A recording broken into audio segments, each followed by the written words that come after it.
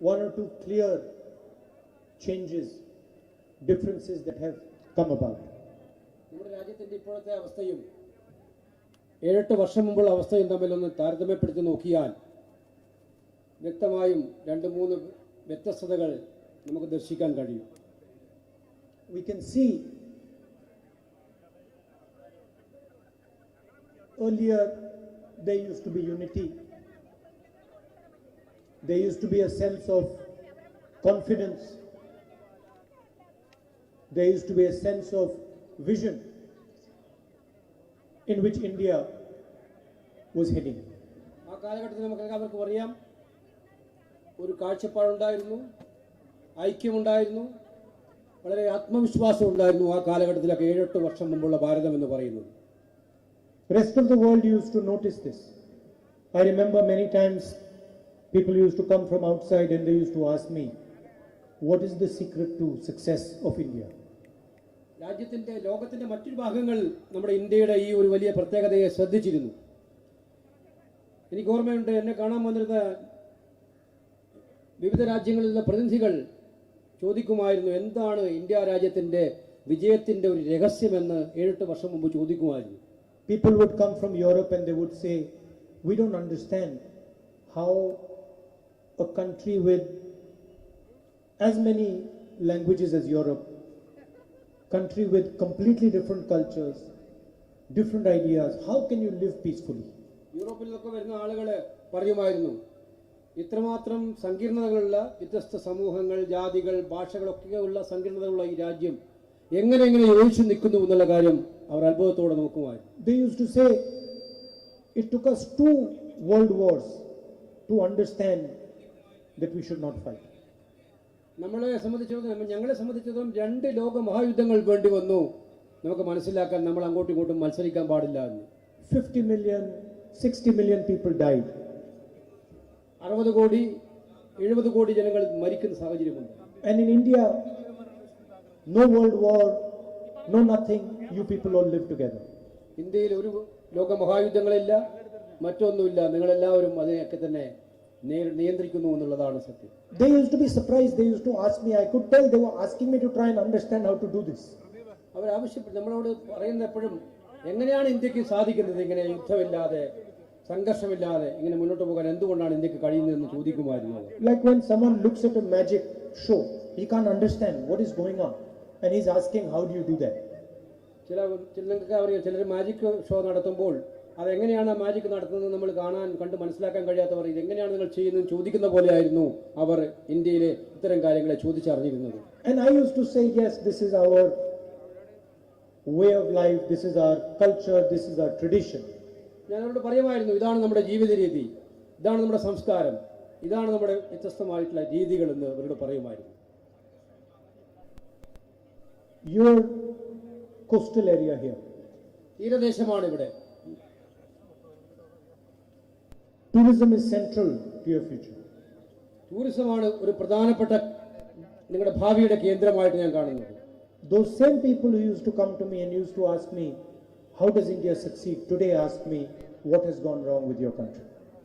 അപ്പോൾ അന്ന് 7-8 വർഷം മുമ്പ് ഇന്ത്യയുടെ വിജയരഹസ്യം ചോദിച്ചറിഞ്ഞ സുഹൃത്തുക്കൾ ഇപ്പോൾ വന്ന് ചോദിക്കുന്നു, നമ്മുടെ രാജ്യത്തിന്, ഇന്ത്യ രാജ്യത്തിന് എന്താണ് പറ്റിയിരിക്കുന്നത്, എന്ത് തകരാറാണ് സംഭവിച്ചിരിക്കുന്നത് എന്ന്.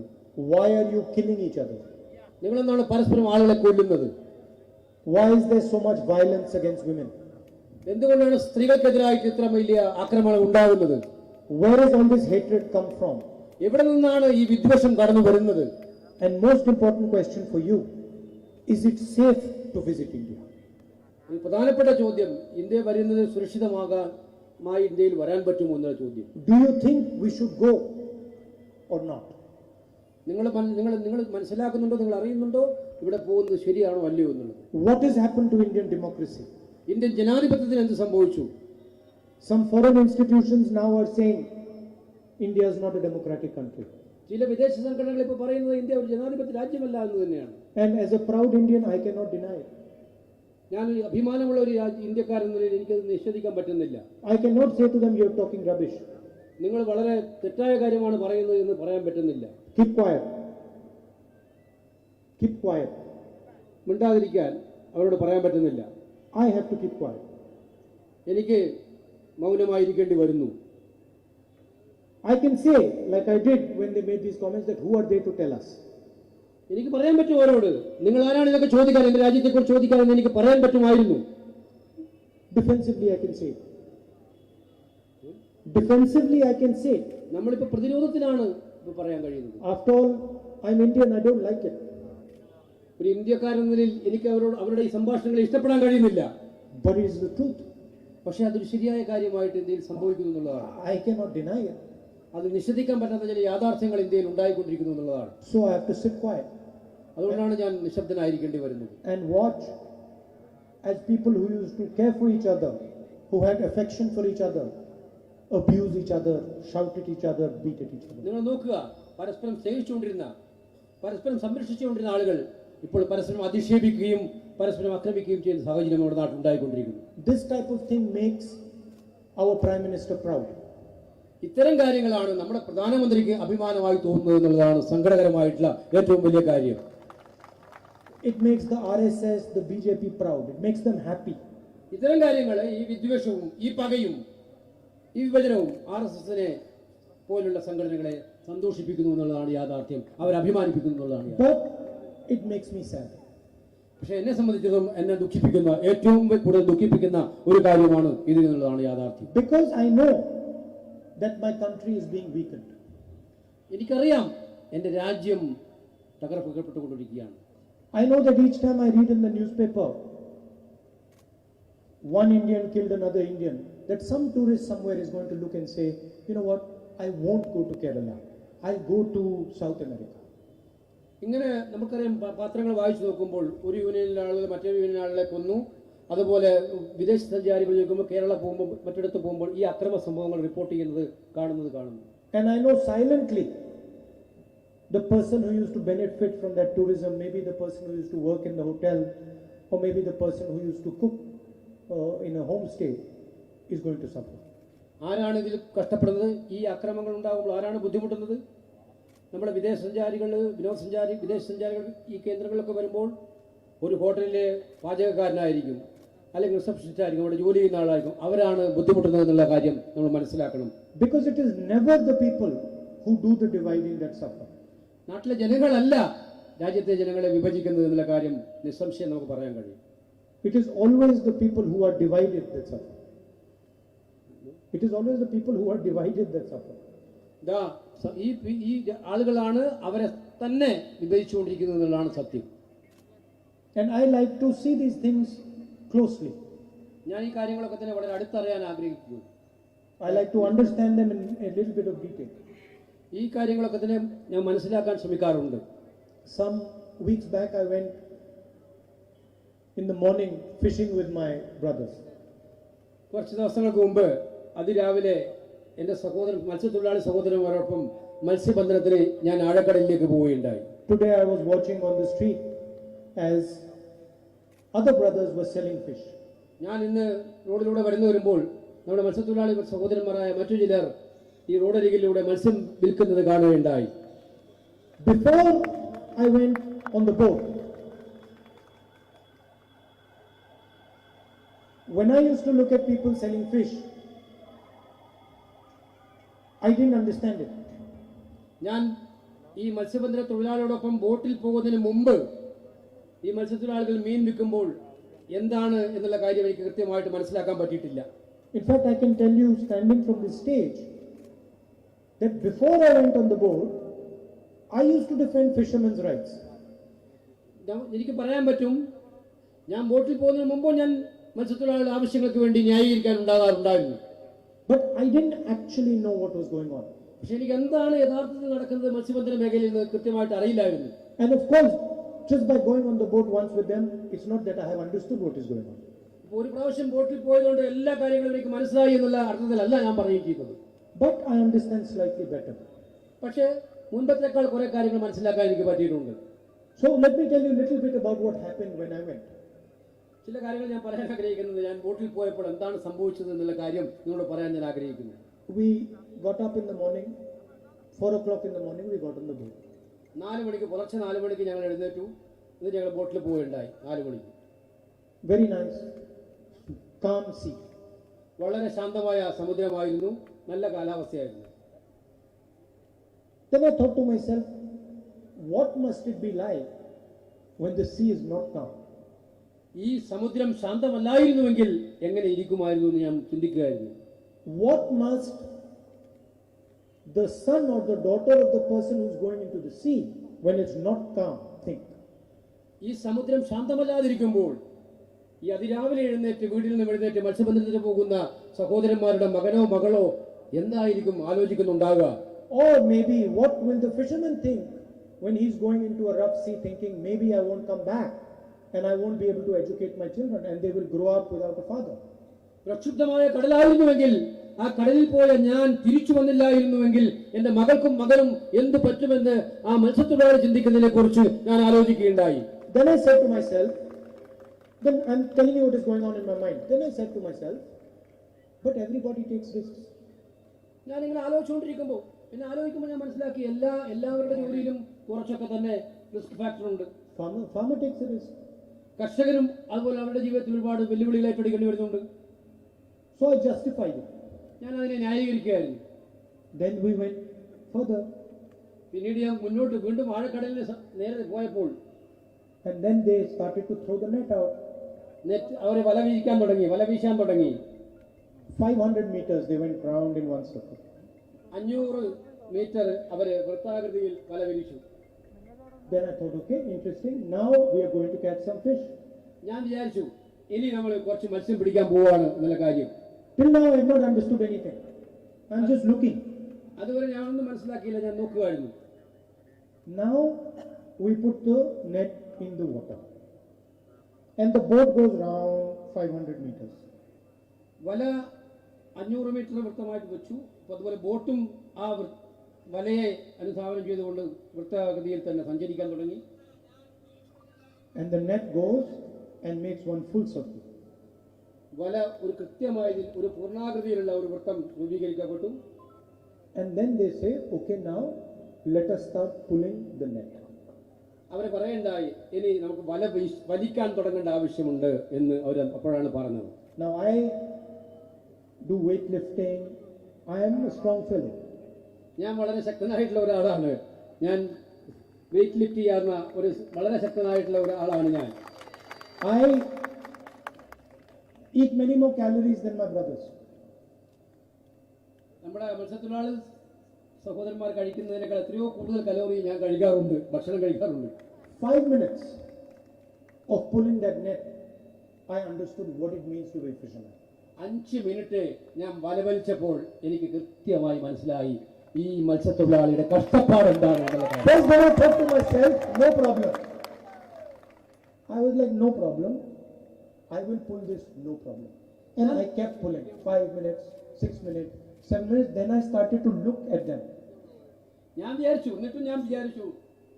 പിന്തിരിയാൻ പറ്റില്ലല്ലോ. 5-6 മിനിറ്റ് ഞാൻ വലിച്ചു, എല്ലാ പ്രയാസങ്ങളും വെച്ച് വലിച്ചു.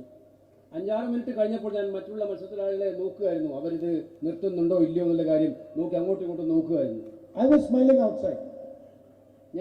Outside I was smiling. പുറത്ത് ഞാൻ ചിരിച്ചുകൊണ്ടിരിക്കുകയായിരുന്നു. And I was looking at them. പക്ഷെ ഞാൻ അവരെ തന്നെ നോക്കിക്കൊണ്ടിരിക്കുകയായിരുന്നു. They were also smiling. അവരും ചിരിച്ചുകൊണ്ടിരിക്കുകയായിരുന്നു. Difference was they were smiling inside. I was not smiling inside. പക്ഷെ അവരുടെ മനസ്സിൽ ഉള്ളിൽ ചിരിക്കുകയായിരുന്നു. പക്ഷെ എനിക്ക് ഉള്ളിൽ ചിരിക്കാൻ പറ്റിയിട്ടില്ല. Because I understood what they are lifting. എനിക്ക് മനസ്സിലാക്കാൻ പറ്റി എന്താണ് അവർ പൊക്കിയെടുക്കുന്നത് എന്നുള്ള കാര്യം. Then you know how you do when you get slightly tired, you pretend. നിങ്ങൾ കുറച്ച് ക്ഷീണിതനായാൽ പിന്നെ നിങ്ങൾ അഭിനയിക്കും കുറച്ചൊക്കെ തന്നെ. Instead of pulling with full force, slightly less force. I need to make it efficient. I realize I have to make it go on for some time. എനിക്ക് മനസ്സിലായി ഇത് കുറച്ചുകൂടെ സമയം പോകും എന്നുള്ളതുകൊണ്ട്, അതുകൊണ്ട് എനിക്കുള്ള ക്ഷീണം എനിക്ക് ബോധ്യപ്പെടുത്തേണ്ടതായിട്ട് വരുന്നു എന്നുള്ളത് എനിക്ക് മനസ്സിലായി. ആ രീതിയിൽ ഞാൻ പ്രവർത്തിക്കാൻ തുടങ്ങി. But then I was thinking to myself, my God, this is very difficult work. ഞാൻ പിന്നീട് മനസ്സിലാക്കി, എനിക്ക് കൃത്യമായും ബോധ്യപ്പെട്ടു ഇത് ഏറ്റവും ബുദ്ധിമുട്ടുള്ള ഒരു ജോലിയാണ് എന്നുള്ള കാര്യം എനിക്ക് ബോധ്യപ്പെടുകയുണ്ടായി. Then the net becomes smaller and smaller and smaller and smaller. വല ചെറുതായി വന്നു. പിന്നീട് Then I thought to myself, okay, now the work is done. ഞാൻ വിചാരിച്ചു അപ്പൊ ഈ പ്രവർത്തനം തീർന്നു കഴിഞ്ഞു, ഇത് നമ്മുടെ പ്രവൃത്തി പൂർത്തിയായി എന്നാണ് ഞാൻ വിചാരിച്ചത്. Okay, it's hard work, no problem, but it's done. ഇത് കഠിനാധ്വാനമാണ്, പക്ഷെ എന്തായാലും അത് നടന്നു കഴിഞ്ഞിരിക്കുന്നു, അതുകൊണ്ട് പ്രശ്നമില്ല എന്ന് ഞാൻ വിചാരിച്ചു. And then the net starts to come up. വല മുകളിലോട്ട് വരാൻ തുടങ്ങി കൃത്യമായിട്ട്. Now I'm imagining hundreds of fish inside that net. ഞാൻ വിചാരിച്ചു നൂറുകണക്കിന് മത്സ്യം ആ വലയ്ക്കകത്തുണ്ടാകും എന്നുള്ള ഒരു പ്രതീക്ഷയായിരുന്നു എന്നെ സംബന്ധിച്ചിടത്തോളം. 15-20 fishermen pulling the net. 15-20 മത്സ്യത്തൊഴിലാളികൾ ഈ വല വലിച്ചുകൊണ്ടിരിക്കുന്നവരുണ്ട്. So I'm thinking at least couple thousand fish will come. ഞാൻ വിചാരിച്ചു കുറച്ച് 1000 മത്സ്യങ്ങൾ വരും എന്നുള്ളതാണ് ഞാൻ വിചാരിച്ചത്. And then the net comes up. പൂർണ്ണമായും വല മുന്നോട്ട് വന്നു. One fish. ഒരു മത്സ്യം സുഹൃത്തുക്കളെ, ഒരു മത്സ്യം. So, and then I looked to check. The fisherman is still smiling. ഞാൻ പരിശോധിക്കുകയുണ്ടായി എന്താണ് മത്സ്യത്തൊഴിലാളിക്ക് അവസാനം അന്തിമമായി കിട്ടുന്നത്. That is the fisherman's plight in Kerala.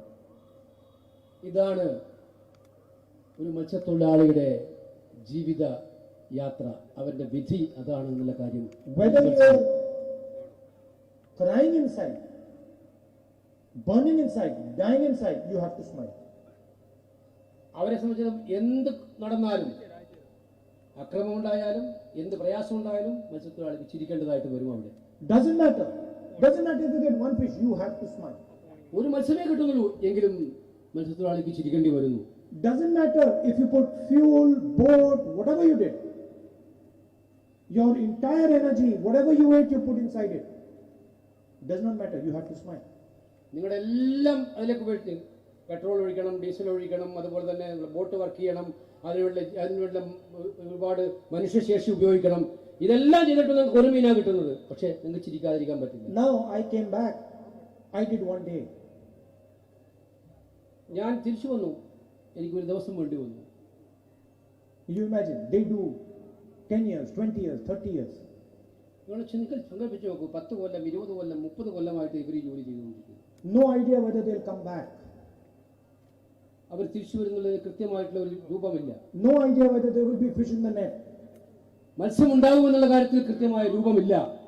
And then while they're doing this, the chief minister is making a deal with the American trawler company.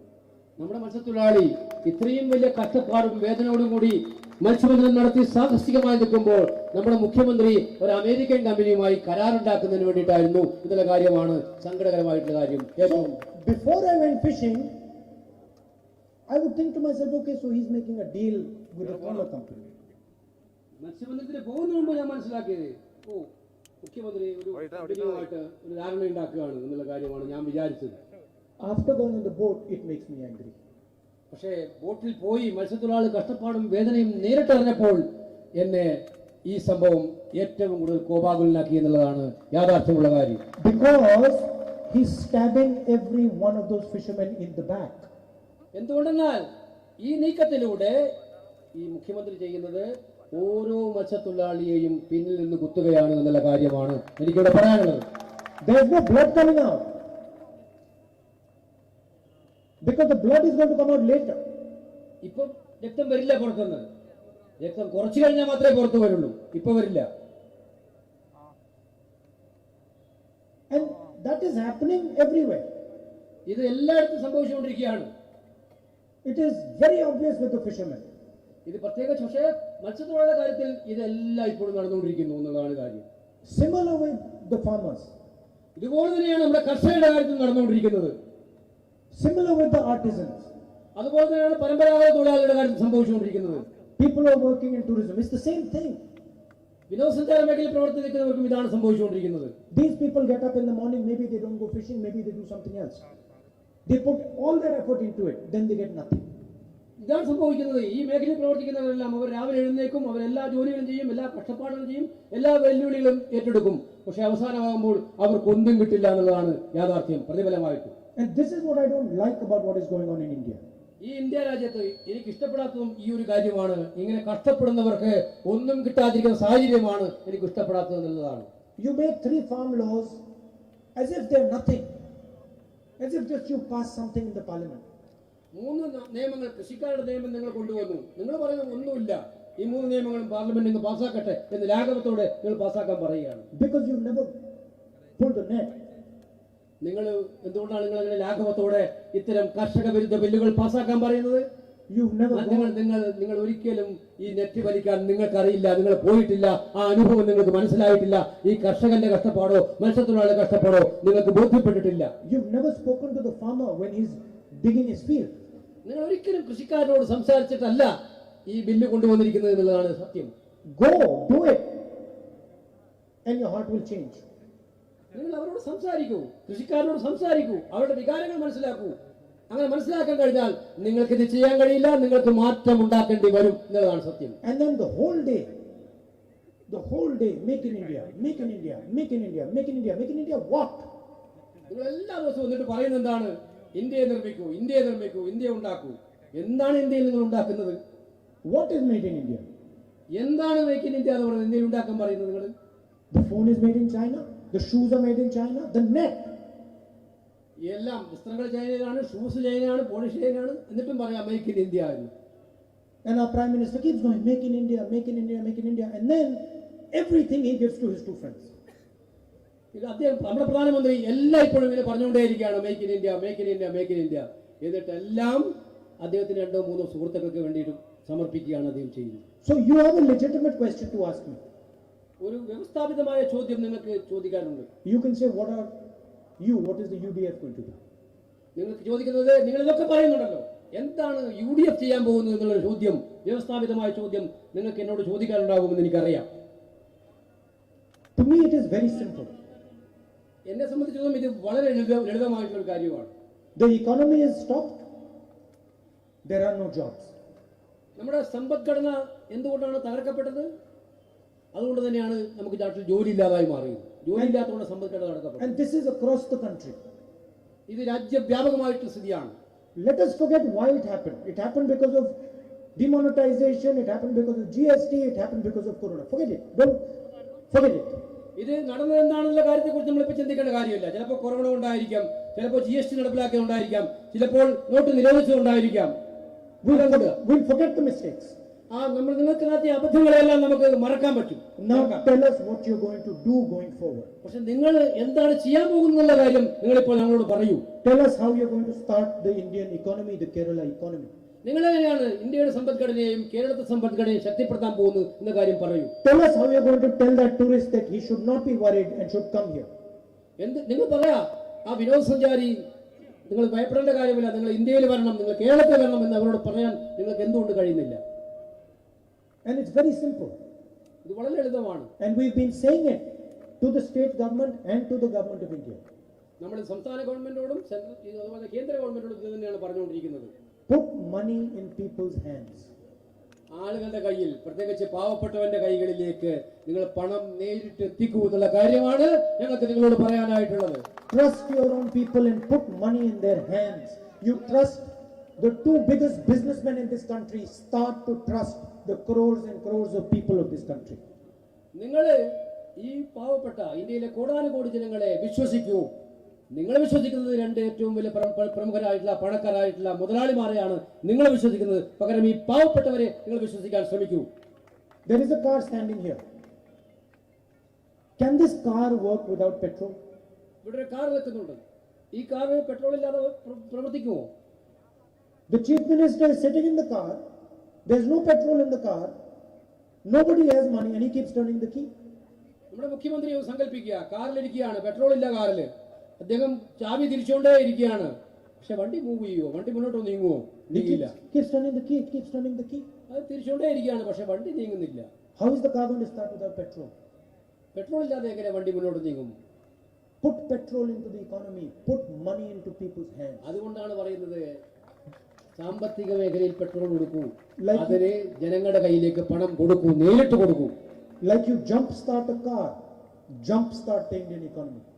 നമ്മൾ car ഓടിപ്പിക്കാൻ ആഗ്രഹിക്കുന്ന പോലെ Indian സമ്പദ്ഘടനയെ ഓടിപ്പിക്കൂ നിങ്ങൾ.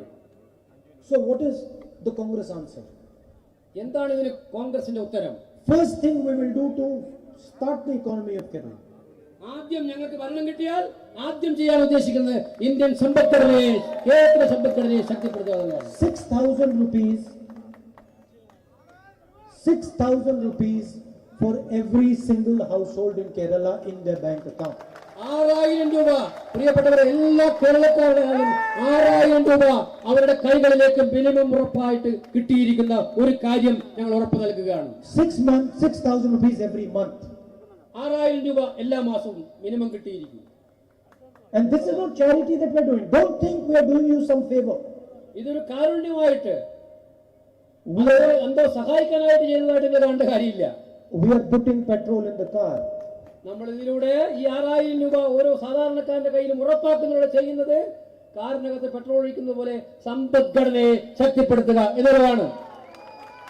We are going to do welfare pension, raise it to 3,000 rupees a month. നമ്മള് ക്ഷേമ പെൻഷനുകൾ, ഇവിടെ കയർ തൊഴിലാളി, കർഷക തൊഴിലാളി, വാർദ്ധക്യകാലം, ഈ പെൻഷനുകളൊക്കെ വാങ്ങിയത് മാസം 3,000 രൂപ അവർക്ക് മാസം പെൻഷനുകൾ നൽകുന്നതാണല്ലോ. Right to income for homemakers between 40 and 60, 2,000 rupees a month. 40-നും 60 വയസ്സിനും ഇടയിലുള്ള നമ്മുടെ വീട്ടമ്മമാർ, നമ്മളെ എല്ലാം പോറ്റുന്ന നമ്മുടെ വീട്ടമ്മമാർ, ആരും ഇതിനെ ശ്രദ്ധിക്കാതെ വീട്ടമ്മമാർ, അവരുടെ കൈകളിലേക്ക് മാസം 2,000 രൂപ നമ്മൾ എത്തിച്ചു കൊടുക്കുന്നതാണ് മറ്റൊരു കാര്യം. And we are going to ensure a minimum support price for rubber, coconut and paddy. നമുക്കറിയാം കുട്ടനാടിന്റെ കാർഷിക മേഖലയുണ്ട്. നെൽകൃഷിക്കാർക്ക്, റബ്ബർ കൃഷിക്കാർക്ക്, നമ്മുടെ നാളികേര കൃഷിക്കാർക്ക്, അവർക്കൊക്കെ തന്നെ അവരുടെ വിളകൾക്ക് ന്യായവില ഉറപ്പുവരുത്തും. മിനിമം MSP നിരക്ക് വർദ്ധിപ്പിച്ചുകൊണ്ട് ന്യായവില ഉറപ്പുവരുത്തും. And we are doing it because we know the moment we put money in your bank account, the moment we put money in your hands, you will spend it. ഞങ്ങൾ എന്തുകൊണ്ടാണ് ചെയ്യുന്നത്? നിങ്ങൾ പാവങ്ങളുടെ കയ്യിലേക്ക് പണം കൊടുത്താൽ അവരത് വീട്ടിൽ സൂക്ഷിക്കുകയല്ല ചെയ്യുന്നത്, അവർ മാർക്കറ്റിൽ പോയി അത് ചെലവഴിക്കും. And the moment you spend it, you will need to buy things with it. നിങ്ങളത് ചെലവഴിക്കുമ്പോൾ നിങ്ങൾ ചില കാര്യങ്ങൾ വാങ്ങേണ്ടതായിട്ട് വരും, ചില ഉൽപ്പന്നങ്ങൾ വാങ്ങേണ്ടതായിട്ട് വരും. And when you buy things with it, people will need to produce those things. ഉൽപ്പന്നങ്ങൾ വാങ്ങാൻ എങ്ങനെ പറ്റും? അത് നിർമ്മിക്കേണ്ടി വരില്ലേ? അപ്പൊ ഉൽപ്പന്നങ്ങൾ നിർമ്മിക്കേണ്ടതായിട്ട് വരും. And when people need to produce them, they will have to find people who will do the job of producing them. ഇങ്ങനെ നിർമ്മിക്കണമെങ്കിൽ എന്ത് വേണം? ഇങ്ങനെ നിർമ്മിക്കണമെങ്കിൽ അത് നിർമ്മിക്കാൻ ആവശ്യമായിട്ടുള്ള തൊഴിലാളികളെ, അവർക്ക് ആവശ്യമായ ജോലി നിങ്ങൾക്ക് കൊടുക്കേണ്ടതായിട്ട് വരും. So we understand that when we put money in your hands, we will create jobs. അത് നമ്മൾ മനസ്സിലാക്കേണ്ടത്, നമ്മൾ നിങ്ങളുടെ കൈകളിലേക്ക് പണം തരുമ്പോൾ നമ്മൾ മറ്റൊരു വശത്തു കൂടി ജോലി ഉണ്ടാക്കുകയാണ്, ജോലി സൃഷ്ടിക്കുകയാണ്, ആളുകൾക്ക് ജോലി കൊടുക്കാനുള്ള അവസരം ഉണ്ടാക്കുകയാണ്. Don't think that violence does not have an effect. വിചാരിക്കരുത് അക്രമത്തിന് യാതൊരുമായ ഒരു സാധ്യതയും ഉണ്ടാകില്ല എന്നുള്ളത്. I told you that tourism is impacted with violence. അക്രമം കൊണ്ടാണ് ടൂറിസത്തിന് സാധ്യതകൾ കുറഞ്ഞിരിക്കുന്നത് എന്നുള്ള കാര്യം നമ്മൾ മനസ്സിലാക്കാൻ സാധിക്കും. Tourists sitting in Europe or in America is not interested in going to a violent place. അക്രമം നടക്കുന്ന ഒരു കേന്ദ്രത്തിലേക്ക് പോകാൻ അമേരിക്കയിലും യൂറോപ്പിലും ഇരിക്കുന്ന ഒരു വിനോദസഞ്ചാരിക്കും താല്പര്യം ഉണ്ടാവില്ല. He's scared. He's saying, God knows what will happen. I might get killed. I'm not going. എന്ത് സംഭവിച്ചാലും തിരക്കേടില്ല, ഒന്നും സംഭവിക്കാൻ പോണില്ല, ഇത്തരം അക്രമങ്ങളിലേക്ക് ഞാൻ പോകാൻ ഉദ്ദേശിക്കുന്നില്ല, അക്രമമുള്ള സ്ഥലങ്ങളിലേക്ക് എന്നവർ പറയും. Like an economy, tourism also needs harmony. സാമ്പത്തിക രംഗം പോലെ തന്നെ വിനോദസഞ്ചാരത്തിനും ആവശ്യമുള്ളത് എന്താണ്? സാഹോദര്യവും സ്നേഹവും സമാധാനവും. People like to visit places which are full of love and affection. സ്നേഹവും പരസ്പര ബഹുമാനവും കൂടിച്ചേരലുമൊക്കെ ഉള്ളിടത്ത് സന്ദർശിക്കാനാണ് ആളുകൾ ആഗ്രഹിക്കുക. Nobody wants to go somewhere where there is anger, hatred and violence. വിദ്വേഷവും പകയും അക്രമവും ഉള്ള ഒരു സ്ഥലത്തേക്ക് പോകാൻ ഒരാളും ആഗ്രഹിക്കില്ല എന്നുള്ളതാണ് കാര്യം. And no matter what the left says, and no matter what the BJP RSS say, they are ideologies of violence. എന്ത് സംഭവിച്ചാലും എന്നും പറഞ്ഞോട്ടെ, നമ്മുടെ BJP-കാരും നമ്മുടെ CPM സഹോദരന്മാരും എന്ത് പറഞ്ഞോട്ടെ, പക്ഷെ അവർ രണ്ടുപേരുടെയും പ്രത്യയശാസ്ത്രം അക്രമത്തിൽ ഊന്നിയിട്ടുള്ളതാണ് എന്നുള്ളതാണ് ഏറ്റവും പ്രധാനപ്പെട്ട കാര്യം. They are ideologies of division. അവരുടെ പ്രത്യയശാസ്ത്രങ്ങൾ വിഭജനത്തിൻ്റെതാണ്. We are not interested in division. നമ്മള് കോൺഗ്രസ് UDF ഈ വിഭജനത്തിൽ ഒട്ടും താല്പര്യം കാണിക്കുന്നവരല്ല. We are ideology of multiplication. നമ്മുടെ ആശയം എന്ന് പറയുന്നത് ബഹുസ്വരതയാണ്, എല്ലാവരെയും ഉൾക്കൊള്ളുന്ന എല്ലാവരെയും ഉൾക്കൊള്ളുന്ന ഒരു സാഹചര്യമാണ് നമ്മൾ ഇഷ്ടപ്പെടുന്നത്. എല്ലാവരെയും കൂടെ ചേരുന്ന ഒരു സാഹചര്യമാണ് നമ്മൾ. We multiply the economic power of this country. നമ്മുടെ രാജ്യത്തിലെ ജനങ്ങൾ ഒന്നിക്കുമ്പോൾ ഉണ്ടാകുന്ന ശക്തിയെക്കുറിച്ച് ഞങ്ങൾക്കറിയാം. We multiply the affection among our people. നമ്മുടെ ജനങ്ങളുടെ ഇടയിലുള്ള ഒരു ശക്തമായിട്ടുള്ള സ്നേഹം, അവരുടെ പരസ്പര വിശ്വാസം, അതിനെ വർദ്ധിപ്പിക്കാനും ഇരട്ടിപ്പിക്കാനുമാണ് നമ്മൾ വിശ്വസിക്കുന്നത്. We bring people together. നമ്മൾ ആളുകളെ ഒന്നിച്ചു കൊണ്ടുവരാനാണ് ആഗ്രഹിക്കുന്നത്. And that is the difference between the UDF and the LDF and the ഇതാണ് RSS. UDF-ഉം LDF-ഉം BJP-യും തമ്മിലുള്ള വ്യത്യാസം. നമ്മൾ എല്ലാവരെയും ഒന്നിച്ചു കൊണ്ടുവരാൻ ആഗ്രഹിക്കുന്നവരാണ്, അവരെല്ലാവരെയും വിഭജിക്കാൻ ആഗ്രഹിക്കുന്നവരാണ്. I went to a girls' college today. ഇന്ന് ഞാനൊരു വനിതാ കോളേജിൽ പോവുകയുണ്ടായി രാവിലെ. Brilliant girls, വളരെ ബുദ്ധിയുള്ള കുട്ടികൾ, intelligent, dynamic, everything they have. വളരെ കഴിവുള്ള, ബുദ്ധിസാമർഥ്യമുള്ള, വളരെ സ്മാർട്ടായിട്ടുള്ള കുട്ടികളായിരുന്നു അവരെല്ലാവരും. Some weeks back I went to the assembly. In front of the assembly, there were those students lying there. കുറച്ച് ദിവസങ്ങൾക്ക് മുമ്പ് ഞാൻ നമ്മുടെ കേരളത്തിലെ അസംബ്ലിയുടെ മുമ്പിലുള്ള സെക്രട്ടേറിയറ്റിന് മുന്നിലുള്ള സ്ഥലത്ത് പോവുകയുണ്ടായി. അവിടെ കുറച്ച് പേരെ കാണാൻ, വിദ്യാർത്ഥികളെയും ചെറുപ്പക്കാരെയും. They were lying there covered in shrouds as if they were dead. അവർ ആ നിരത്തിൽ കിടക്കുകയായിരുന്നു. അവർ എല്ലാവരും പരസ്പരം. What they were trying to tell the people of Kerala is that we have no future. We are dead. അവരെന്താണ് കേരളത്തിലെ ജനങ്ങളോട് പറയാൻ ആഗ്രഹിച്ചത്? അവിടെ മരിക്കുന്നത് പോലെ കിടന്നിട്ട്, പ്രതീകാത്മകമായി അങ്ങനെ കിടന്നിട്ട് അവരെന്താ, ഞങ്ങളെ സംബന്ധിച്ച് ഞങ്ങൾക്കൊരു ഭാവി ഇനി കേരളത്തിലില്ല എന്നുള്ളതാണ് ആ ചെറുപ്പക്കാർ കേരളത്തോട് പറയാൻ ശ്രമിച്ചത്. After all, somebody who does not have a future is dead. ആ കുറച്ചു കാലം കഴിഞ്ഞാൽ ഭാവിയില്ലാത്ത കുറെ പേര് അവിടെ. So they were saying to the Chief Minister of Kerala, to the leadership of Kerala, by lying in front of his office, that they are dying. മുഖ്യമന്ത്രിയുടെ ഓഫീസിന് തൊട്ട് മുന്നിൽ ഇരിക്കുന്ന ചെറുപ്പക്കാർ, അവിടെ കിടക്കുന്ന ആളുകൾ, അവർ മരിച്ചുകൊണ്ടിരിക്കുകയാണെന്ന് അവർ പറയുന്ന ഒരു അവസ്ഥ നമ്മൾ ആലോചിച്ച് നോക്കൂ. And they were saying, we are dying because your organization is taking what belongs to us. എന്തുകൊണ്ടാണ് ഞങ്ങൾ ഈ അവസ്ഥ ഉണ്ടായിരിക്കുന്നത്? നിങ്ങൾ മുഖ്യമന്ത്രിയോട് പറയുന്നവർ, നിങ്ങളുടെ പ്രസ്ഥാനങ്ങൾ ഞങ്ങളെയൊക്കെ തന്നെ, ഞങ്ങളോട് പെരുമാറുന്ന, ഞങ്ങളെ നേരിടുന്ന രീതി കണ്ടിട്ടാണ് ഞങ്ങൾ പറയുന്നത് മനസ്സിലാക്കുക. Like the girls in the college, they were capable young men. കോളേജിലെ വിദ്യാർത്ഥികളെ പോലെ അവരും വളരെ കഴിവുള്ളവരായിരുന്നു, കഴിവുള്ള ചെറുപ്പക്കാരായിരുന്നു. Brilliant boys and girls. വളരെ ബുദ്ധിസാമർഥ്യമുള്ള ആൺകുട്ടികളും പെൺകുട്ടികളും ഉണ്ടായിരുന്നു. Now the Chief Minister, the minimum he should have done is gone out and met them. അത്യാവശ്യം മുഖ്യമന്ത്രി അവിടെ പോയി ഒന്നവരെ കാണുകയെങ്കിലും ചെയ്യണമായിരുന്നു. Gone to them and said, my brother, don't worry, I understand what you're feeling. I will try and do something about it. അവരോട് പറയണം, നിങ്ങൾ വിഷമിക്കാതിരിക്കുക, നിങ്ങളുടെ പ്രയാസങ്ങൾ അറിയുന്നു, നമ്മൾ എന്തെങ്കിലും ചെയ്യാൻ നോക്കുകയാണെന്ന് അവരെ പോയി കണ്ട് അവരോട് ആശ്വസിപ്പിക്കാൻ പറ്റില്ലായിരുന്നു ഒരു മുഖ്യമന്ത്രിക്ക്. They're 50 meters ahead of his office. They're right there, he can see them. He drives past them.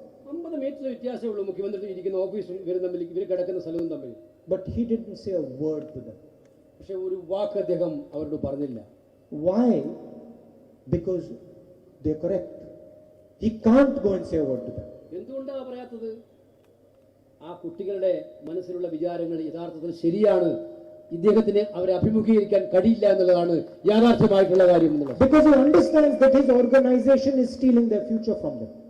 അദ്ദേഹത്തിന് അറിയാം, അദ്ദേഹത്തിന് തന്നെ പ്രസ്ഥാനമാണ് ഈ പാവപ്പെട്ട ചെറുപ്പക്കാരുടെ ഭാവിയെ അപഹരിച്ചിരിക്കുന്നത് എന്നുള്ള കാര്യം അദ്ദേഹത്തിന് അറിയാമായിരുന്നു എന്നുള്ളതാണ്. He understands that he himself has given some of those jobs to his people instead of these people who deserve it. അദ്ദേഹത്തിന് അറിയാം, ഈ പാവപ്പെട്ട അർഹതപ്പെട്ട തൊഴിൽ ചെറുപ്പക്കാർക്ക് കിട്ടുന്ന ജോലി പലതും പാർട്ടിയിലെ സ്വന്തക്കാർക്ക് തന്നെ കൊടുത്തിട്ടുണ്ടെന്നുള്ള കാര്യം അദ്ദേഹത്തിന് നന്നായിട്ട് അറിയാമെന്നുള്ളതാണ്. And that's why he can't go. അതുകൊണ്ടാണ് അദ്ദേഹത്തിന് പോകാൻ പറ്റാത്തത്. It's the same with the fishermen. You see, he has to do the deal behind their back. അത് തന്നെയാണ് മത്സ്യത്തൊഴിലാളി കാര്യത്തിനും സാധിച്ചത്. ഈ ഒരു ധാരണ, മത്സ്യത്തൊഴിലാളികൾക്കെതിരായിട്ടുള്ള ധാരണ ഉണ്ടായത് അവരെ പിന്നിൽ നിന്ന് കുത്തുന്നതിന് വേണ്ടിയിട്ടാണ്. It's very difficult to betray someone by looking them in the eye. കണ്ണോട് നോക്കിയിട്ട്, നേരെ നോക്കിയിട്ട് ആർക്കും ചതിക്കാൻ പറ്റില്ല. പിന്നിൽ നിന്നാണെങ്കിലേ ചതിക്കാൻ പറ്റുള്ളൂ എന്നുള്ളതാണ്. That specialization, of course, belongs to our Prime Minister. അങ്ങനെയുള്ള പിന്നിൽ നിന്ന് ചതിക്കുന്ന കാര്യത്തിൽ നമ്മുടെ പ്രധാനമന്ത്രിയാണ് ഏറ്റവും അഗ്രഗണ്യനായിട്ടുള്ള ആള്. He has no problem.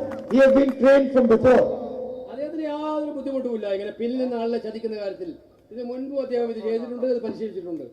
So that is why I have come here to tell you to support these two candidates. അതുകൊണ്ടാണ് ഇത്തരം കാര്യങ്ങളൊക്കെ കൊണ്ടാണ് ഞാൻ ഇവിടെ വന്ന് നിങ്ങളോട് ഈ രണ്ട് സ്ഥാനാർത്ഥികളെയും സഹായിക്കാനായിട്ട് ആവശ്യപ്പെടുന്നത്. To bring harmony to this state. ഈ സംസ്ഥാനത്ത് സൗഹാർദ്ദം ഉണ്ടാക്കുന്നതിന് വേണ്ടിയിട്ട്, To carry everybody in this state as one. ഈ സംസ്ഥാനത്തെ എല്ലാ ജനങ്ങളെയും ഒരുപോലെ കാണാനും അവരെ ഒന്നിച്ചു കൊണ്ടുപോകാനും വേണ്ടിയിട്ടാണ്. And to make this state progress. ഈ സംസ്ഥാനം അഭിവൃദ്ധിയുള്ളതാക്കി മാറ്റുന്നതിന് വേണ്ടിയിട്ടാണ്. And show the rest of the country what Kerala is capable of doing. ഇന്ത്യയിലെ മറ്റു സംസ്ഥാനങ്ങളെ കാണിച്ചു കൊടുക്കണം നമ്മൾ കേരളം എങ്ങനെയാണ് മുന്നോട്ട് പോകുന്നത് കാണിപ്പിക്കുന്നതിന് വേണ്ടിയിട്ടാണ്. It's night time, so I'd like to thank all of you for coming here and listening to me. സന്ധ്യാസമയം കഴിഞ്ഞ് രാത്രിയായി നിങ്ങളോട് എല്ലാവരോടും ഇവിടെ വന്നതിനും കേൾക്കുന്നതിനും നന്ദി പറയാൻ ആഗ്രഹിക്കുകയാണ്. Especially the little children. ഏറ്റവും പ്രിയപ്പെട്ട കൊച്ചുകുട്ടികളോട്, അവിടെ ഇരിക്കുന്ന കുട്ടികളോട് ഞാൻ പ്രത്യേകമായിട്ട് നന്ദി പറയാൻ ആഗ്രഹിക്കുകയാണ്. Thank you very much. Namaskar. നന്ദി.